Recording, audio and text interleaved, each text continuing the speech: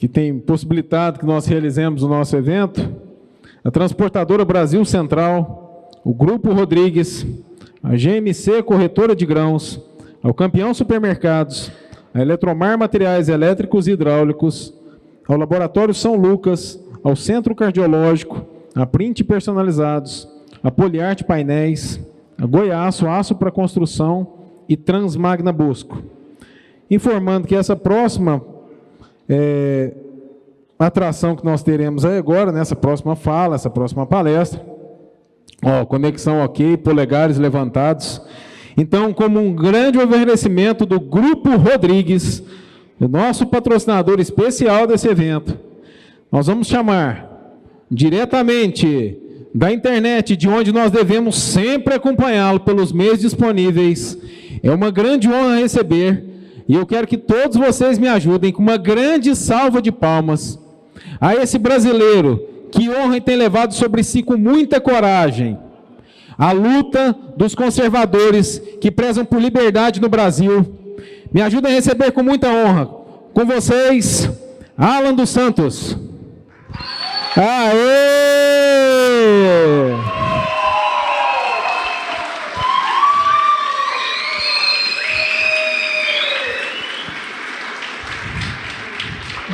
Obrigado, pessoal. Boa tarde, Alan. Me escutam bem aí? Escutamos muito bem. É um grande prazer, Alan, estar recebendo você aqui. Eu gostaria de estar podendo te olhar frente a frente, mas a posição do telão aqui no palco não me permite isso. Mas isso não é problema, o importante é o que você tem a nos dizer. E é com muita alegria que Rio Verde, uma cidade do interior de Goiás, mas que é um grande polo produtivo, é o celeiro desse país no agronegócio, te ouve e tem muito a aprender com você. De antemão, como um cidadão que já ouviu várias vezes em Brasília, às vezes subindo em alguma coisa para poder filmar, fazer imagens de manifestações lá, e é um cara aguerrido a quem eu muito admiro, muito obrigado, e a palavra é toda sua, fique à vontade. É uma alegria. Espera que eu estou me ouvindo aqui. Sim. Só um minuto.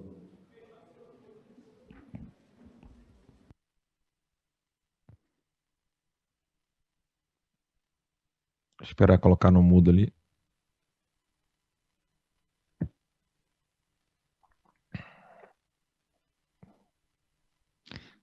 Alô? Aí, agora sim. Para mim é uma alegria poder estar aqui falando com vocês, embora a situação presente que nós estamos vivendo no Brasil é uma situação que nos exige, sim, esperança, mas também um realismo que nos faça sair de nossas casas e começar a alertar as pessoas de porta em porta, se possível, e fazer eventos como esses aqui, porque o comunismo, ele é assombroso, ele é cruel, ele é tirânico, ele é implacável, e eu falo com vocês diretamente de Orlando, nos Estados Unidos, na Flórida, cidade de Orlando, no estado da Flórida, em exílio. Estou exilado porque um inquérito absolutamente inconstitucional,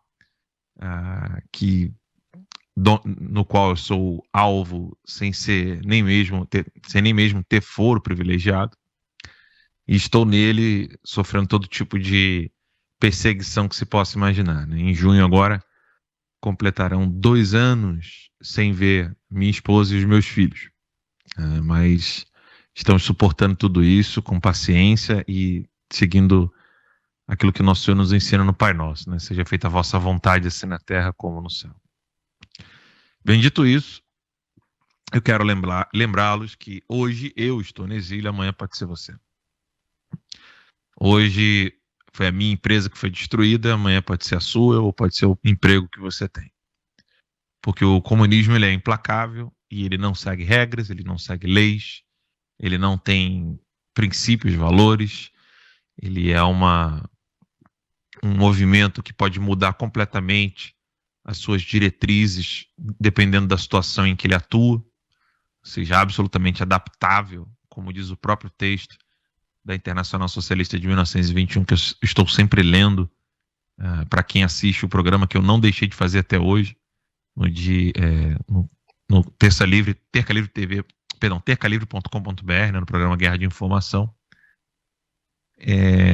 E por que nós precisamos alertar as pessoas? Porque muita gente acaba observando o que está acontecendo no Brasil sob uma perspectiva e sobre uma ótica que não tem quase nada a ver com a realidade. Alguma coisa tem, porque senão, do contrário, seria impossível que os comunistas conseguissem falar com o público. Mas algo ali de apetecível e verdadeiro tem, mas a grande maioria das informações são mentirosas, exatamente para poder falar para vocês que está tudo bem, está tudo funcionando no Brasil, as instituições estão bem, obrigado. Neste exato momento em que eu falo com vocês, eu acabo de publicar no site tercalivre.com.br, que todos vocês podem acessar aí agora, uma escola cristã que está sendo, para mim isso é um assédio, o que está acontecendo. O Ministério Público quer que a escola pague R$500 mil simplesmente porque a escola deu um informe para os pais, informe interno da escola, orientando sobre algumas coisas da doutrina cristã próprio dessa escola confessional. E era um informe interno, ou seja, ou foi algum pai que colocou o filho na escola errada, ou foi alguém que está ali monitorando o que as escolas cristãs estão fazendo. Eu aposto nos dois casos, né? Porque eles não são excludentes. E você imagine só. Eu me lembro bem do padre Paulo Ricardo, do Silas Malafaia, um padre muito conhecido e muito famoso no meio católico, e um pastor muito conhecido e famoso no meio evangélico, alertando sobre exatamente isso que está acontecendo com essa escola no Congresso Nacional há 5, 6 anos atrás. Passa rápido, né? A escola já está sendo perseguida por, aspas, crime de homofobia. Simplesmente porque alertou sobre a manipulação do arco-íris como uma agenda política gaysista e não uma aliança de Deus com o homem, como está na Sagrada Escritura. Só por causa disso. Tá? É só por causa disso que a escola está sendo perseguida pelo Ministério Público do Espírito Santo. Quem quiser mais informações é só acessar tercalivre.com.br. Então, como se não bastasse o fim da liberdade de expressão e o fim da liberdade de imprensa, que foi o que foi feito com Terça Livre, que hoje existe só porque eu estou no exílio e a empresa ela está comigo aqui. Eu sou o único dono do Terça Livre hoje. Como se não bastasse o fim da liberdade de imprensa, a liberdade de expressão, que é o que aconteceu comigo de modo no CPF, né, e não no CNPJ, com a minha pessoa e com tantos outros, né, o jornalista Wellington, o jornalista Oswaldo Eustáquio, Sarah Winter, Daniel Silveira, Zé Trovão e tantos outros. Como se não bastasse, então, o fim da liberdade religiosa, o fim da liberdade de expressão, o fim da liberdade de imprensa, a gente fica se perguntando quais direitos nós ainda temos no Brasil. Não aqueles que estão escritos num pedaço de papel. Então a população não está olhando o cenário político atual numa perspectiva de fim de liberdade. Fim de liberdade... Eu vou ficar olhando às vezes para cá, porque é aqui que eu consigo vê-los, tá? Então, às vezes, você tem uma perspectiva de observar o dado real concreto dessas 3 liberdades fundamentais e que não podem nunca ser terminadas por algum poder, seja ele quem for. Então, a liberdade religiosa, a liberdade de imprensa, a liberdade de expressão. E o assunto que a imprensa coloca para o seu José, Dona Maria ali da esquina, pegar e assistir na TV, ou no rádio, ou na internet, é o preço do gás, o preço da gasolina, se vai privatizar ou não a Petrobras. Ou seja, são sempre assuntos que, numa hierarquia de problemas, não podem ser comparados com o fato de você ter o caso, como por exemplo, do jornalista Oswaldo Eustáquio, que vai para uma prisão sem ter nunca cometido um crime sequer e sai dela andando de cadeira de rodas. ou o meu caso, como jornalista, que tem que trabalhar para dar informações para vocês no exílio, né? Vocês estão me ouvindo aí? Porque aqui parece que congelou as duas imagens.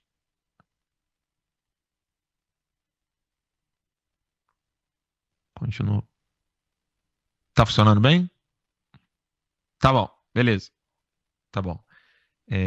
Então, vocês têm a missão de sair de um evento desse, alertando as pessoas, se possível de porta em porta, isso não é figura de linguagem, para saber se aquela pessoa tem ciência do que é o comunismo, do que foi o comunismo, por que o comunismo está aí nas pessoas de FHC, Alckmin, Lula. Eles sempre estiveram unidos. O saudoso professor Dr. Enéas Carneiro alertava sobre isso, as pessoas riam dele. O saudoso professor Olavo de Carvalho, que Deus o tenha, também cansou de alertar e zombavam dele. E está aí agora, né? Nós estamos vendo que eles todos são farinhas do mesmo saco. E o primeiro político que chegou no cargo de executivo do governo federal, ou seja, da presidência da República, chefe supremo das Forças Armadas, o primeiro a chegar lá sem querer fazer um balcão de negócios, dando liberdade para a Polícia Federal prender narcotraficante e acabar com operações ligadas ao narcotráfico.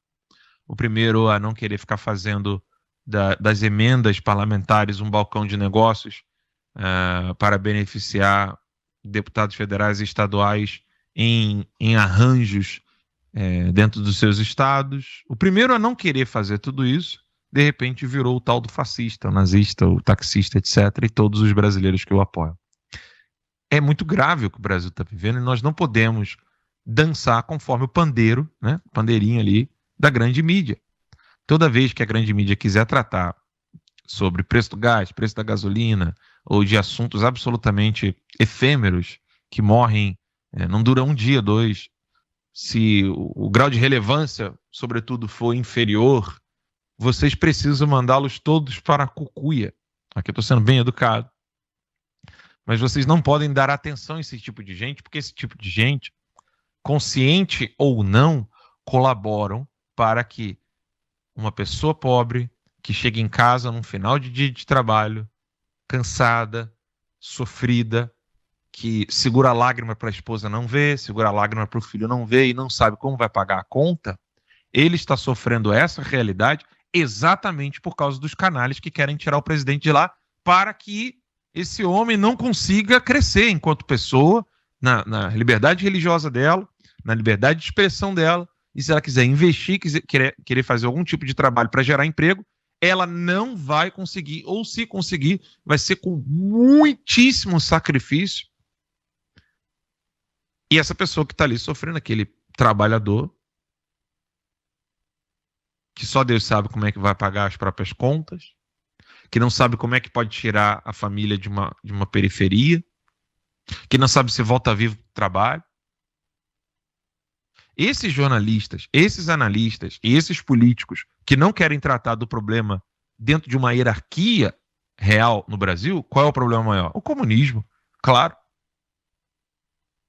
De que adianta você querer falar uma coisa linda, bonitinha, de preço de gás, de gasolina, salário mínimo, etc., se o bandido criminoso vai continuar dando um tiro na cabeça da sua mulher e você não pode reagir, porque senão quem vai para a cadeia é você.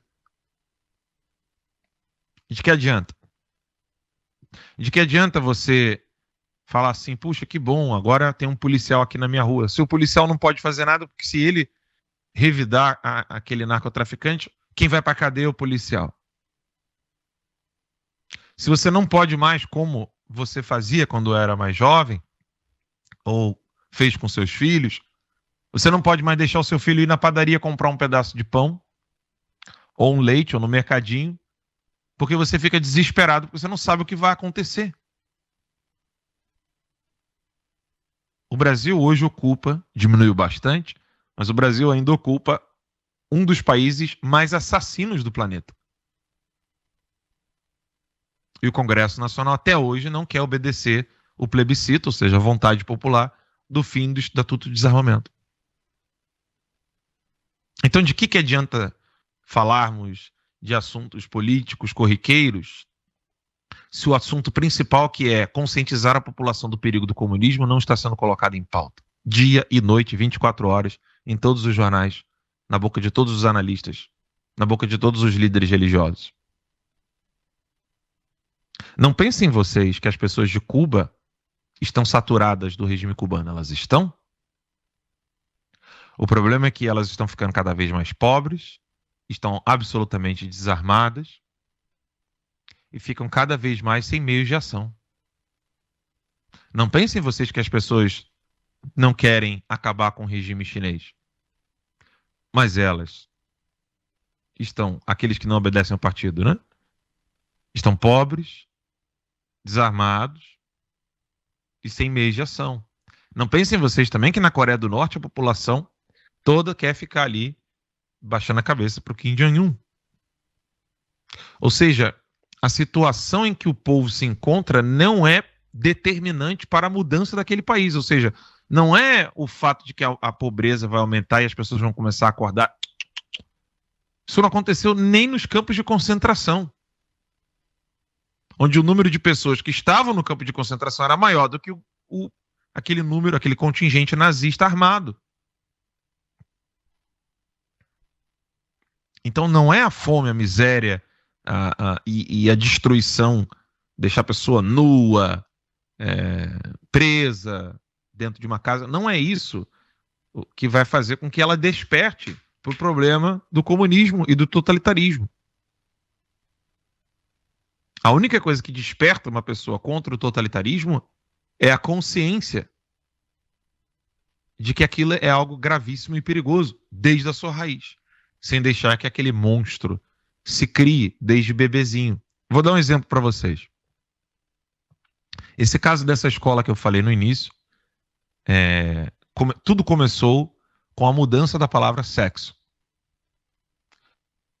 Quando você ia no médico, né, ou quando você fazia biologia na escola, você ia estudar sobre a genitália, você não falava genitália do gênero masculino, a genitália do gênero feminino, não. A genitália do sexo masculino, a genitália do sexo feminino. Eles tiraram a palavra sexo e colocaram gênero. Depois que eles colocaram gênero, criaram toda uma ideologia já pronta acerca da palavra gênero e a substituição dela, substituição da palavra sexo para a palavra gênero. O terreno já está pronto. Você tira a palavra sexo, aí o gênero. O que é gênero? Aí começa. Já não é mais biológico, é uma decisão. Aí depois disso, você tem toda uma obrigatoriedade de chamar a pessoa, o governo tem que dar um papel, um documento para a pessoa de acordo com aquilo que ela se considera e não mais de acordo com a genitália dela. Não mais com seus aspectos biológicos. E aí, se você discordar, e se você falar isso numa igreja ou numa palestra, você comete o crime de homofobia. O problema nasceu lá atrás. E é por isso que quando você abre o site tercalivre.com.br, tem uma frase em latim aí. Quia parvus ero in principio magnus est in fine. Pequeno erro, no princípio, torna-se grande no final. O que significa isso? Se você não parar o problema na sua raiz, quando ele crescer, ele está tão bem disseminado que ele vai virar um monstro que você não dará conta de destruir. Por causa da quantidade. Nem tanto por causa do tamanho dele, mas por causa da quantidade. Então, eu estou muito esperançoso com o futuro do Brasil. O último discurso do presidente Bolsonaro, melhor dizendo, a live do presidente Bolsonaro na quinta falou da Dilma como integrante de grupos terroristas na época do regime militar, e no dia seguinte, em evento para a Polícia Militar, em formatura da Polícia Militar de São Paulo, o presidente fez um forte discurso dizendo que as Forças Armadas e as Forças Auxiliares, ou seja, os policiais civis, militares e Exército, Marinha e Aeronáutica, assim como os civis, precisam lutar juntos contra o ataque à liberdade de expressão. E ele disse que os inimigos estão dentro de ar-condicionado, de gabinete com ar-condicionado. Então, quinta-feira, ele fala da Dilma, relembrando a população que Dilma era membro de grupos terroristas, grupos esses que foram responsáveis pela morte do Mário Cosel Filho. Lembrando que uma das senhas que a Dilma combinava a obstrução da justiça com relação à prisão de membros do PT na Lava Jato era a data da morte do Mário Cosel Filho, tá? Só para vocês terem ideia do gostinho que esse povo tem pela morte de gente inocente. Então, Dilma e o partido do PT e os grupos terroristas que atuaram aqui durante o regime militar no Brasil, na quinta-feira, alerta do presidente. Sexta-feira ele faz um forte discurso convocando toda a população a se unir junto com as Forças Armadas e as forças auxiliares para lutar pela defesa da liberdade de expressão. E no sábado, Alexandre de Moraes dá uma palestra e diz que tem muita gente na internet falando... tem muito imbecil na internet.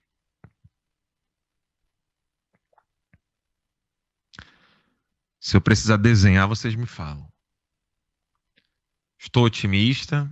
Espero que o Brasil consiga sair desse lodo de sangue, esse mar de lodo e sangue no qual ele está envolto, que possa voltar a imperar a lei e a ordem, que não tenhamos mais tantas mães e esposas de policiais chorando em funeral porque o filho não pode aplicar a lei e a ordem e acabou morrendo, e que nós possamos ter o nosso país livre novamente.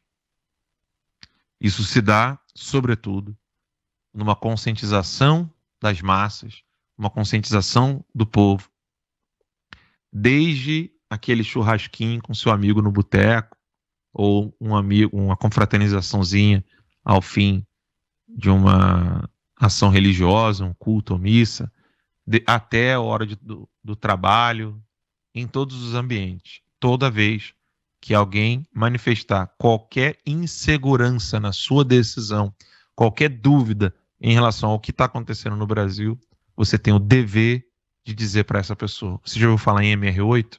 O grupo terrorista que a Dilma fazia parte? Você já ouviu falar na morte dos homens que foram alvos desses grupos terroristas? Você já ouviu falar nos sequestros? Você sabia que todos eles trabalharam em ministérios no período de Lula e Dilma? Você já ouviu falar em Cuba? Já ouviu falar em Venezuela? E alertar essa pessoa, se possível, chacoalhando mesmo. Eu estou sendo literal aqui, tá, gente? Eu não tô falando de figura de linguagem, não. Pegar a pessoa pelo ombro e falar assim: você já ouviu falar em Cuba? Para que eles saibam que eles não estão falando com alguém que está com a mentalidade de política eleitoreira do dia a dia, que acha tudo engraçadinho. As pessoas, quando encontrarem vocês, têm que encontrar alguém que está preocupado com a própria vida. Alguém que está preocupado com a vida do próprio filho e da esposa. Alguém que sabe muito bem o que pode acontecer se os comunistas voltarem ao poder. Falo aqui do exílio, com o coração na mão, esperançoso de que eu possa colaborar de alguma maneira, que vocês tenham força e coragem para não parar, não retroceder. Nenhuma vírgula. E sempre de modo cauteloso. Porque o inimigo, como disse o presidente, está habitando gabinete com ar-condicionado. Muito obrigado, Deus abençoe.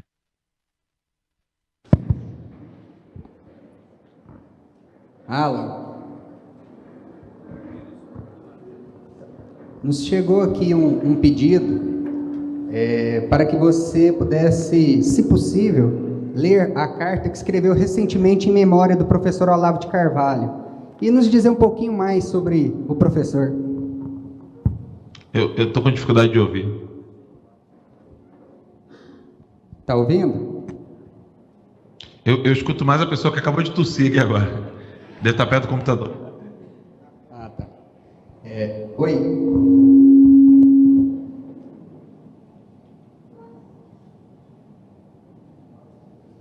Oi.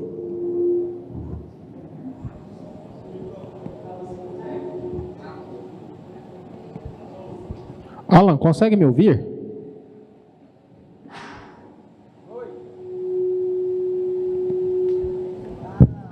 Vocês aí, ou o microfone do computador. Agora ele mutou ali. Mas se falar bem pertinho do computador, eu consigo escutar. O microfone não, porque eu pego o som ambiente.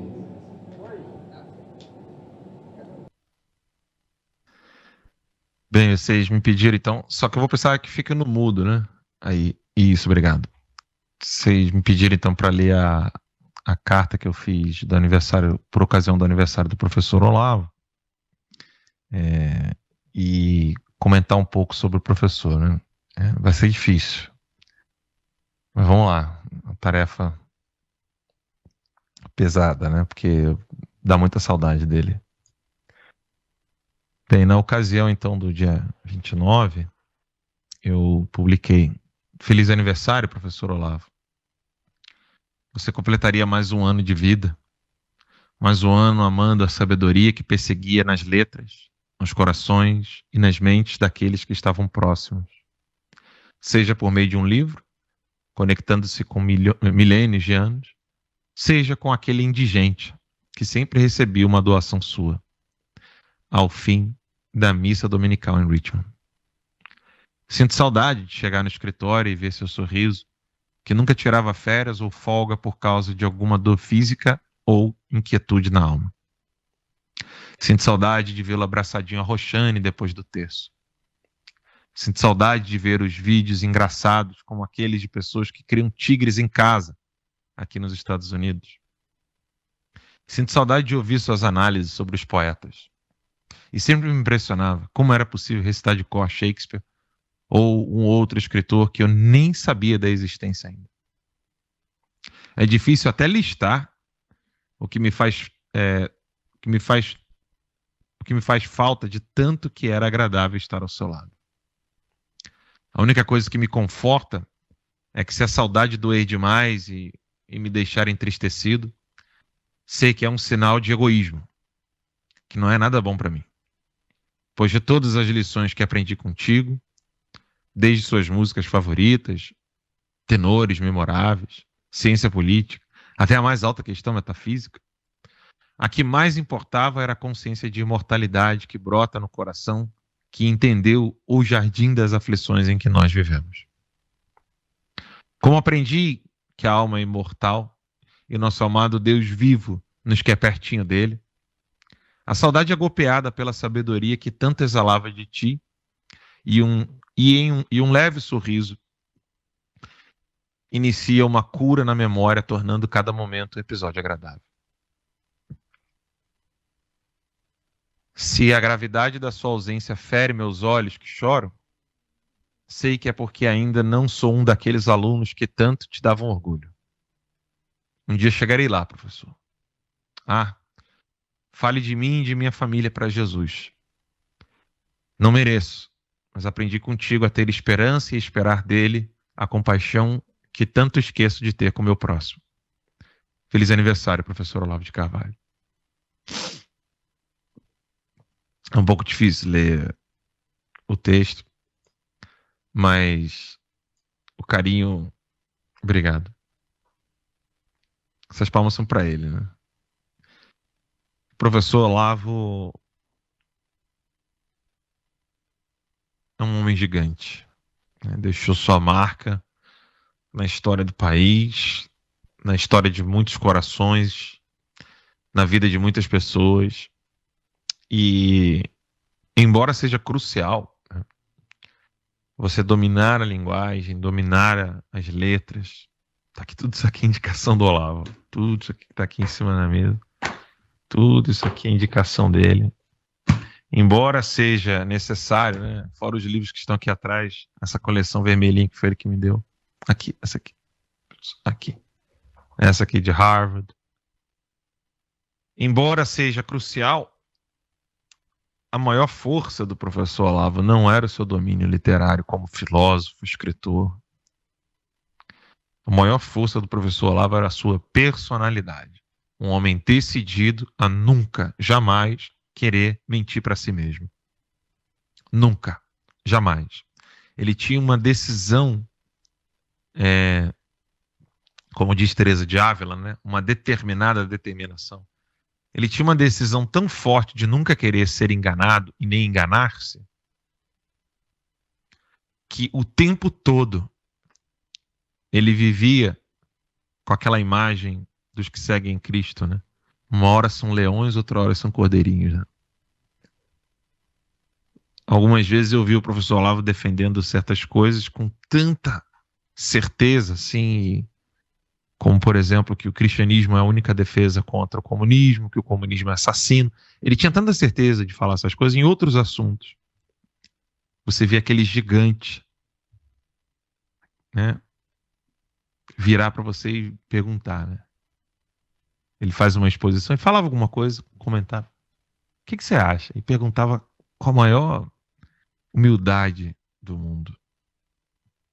Então esse medo de não afirmar com certeza algo que ele ainda está em dúvida e não ter medo de falar que tem certeza quando realmente tem certeza era a grande força do professor Olavo. E ele certa vez falou no COF, curso online de filosofia, para seus alunos, que o maior desejo dele era fazer os alunos enxergarem e entenderem que eles são inteligentes. Vocês entendem essa frase dele? Ou seja, dizer que, olha, vocês são inteligentes. Vocês são capazes. Porque, infelizmente, seja na escola, seja no aspecto religioso, na igreja, o brasileiro ele não é tão treinado, ou ele não é habituado a tanto conhecer vários modelos de êxito, né? Eu não gosto muito da palavra sucesso, né? Mas para que vocês possam entender, nós não temos o hábito de conhecer pessoas que tiveram sucesso nos seus empreendimentos.